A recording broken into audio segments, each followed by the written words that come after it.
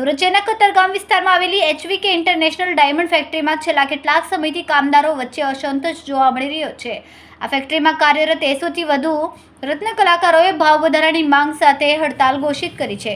તેમનો આક્ષેપ છે કે છેલ્લા ઘણા મહિનાઓથી સતત મહેનત છતાં તેમનું વેતન વધારવામાં આવતું નથી, જે કારણોસર તેમની જીવનશૈલી પર અસર પડી છે। આ મામલે ડાયમંડ વર્કર યુનિયન દ્વારા લેબર વિભાગમાં લેખિત ફરિયાદ કરવામાં આવી હતી। ફરિયાદના આધારે લેબર વિભાગે ફેક્ટરી મેનેજમેન્ટ સામે પગલાં લેતા કારણદર્શક નોટિસ ફટકારી અને કંપની પાસે જવાબ માંગ્યો છે કે કેમ કામદારોની માંગણીઓનું નિરાકરણ કરવામાં આવ્યું નથી।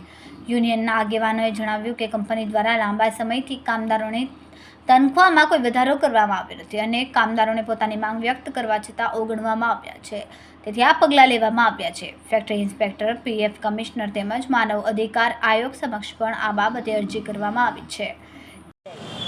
કતારગામ ખાતે HVK ઇન્ટરનેશનલ ડાયમંડ કંપનીમાં 3 દિવસ પહેલાં રત્ન કલાકારો ભાવ વધારાની માંગ સાથે હડતાલ ઉપર ઉતર્યા હતા।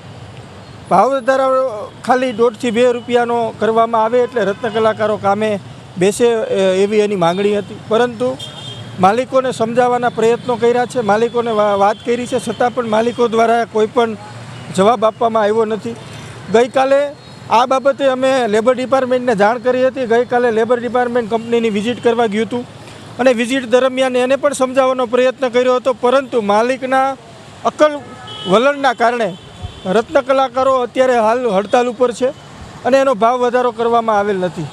તો આ બાબતે લેબર ડિપાર્ટમેન્ટે એક નોટિસ આપેલ છે કે હીરા ઉદ્યોગની અંદર જે HVK ડાયમંડ કંપની છે એની અંદર મજૂર કાયદાનું પાલન થાય છે કે કેમ તેનો ખુલાસો કરો અને એને એવિડન્સ આપો। આ બાબતે અમે ફેક્ટરી ઇન્સ્પેક્ટરને પણ ફરિયાદ કરી છે।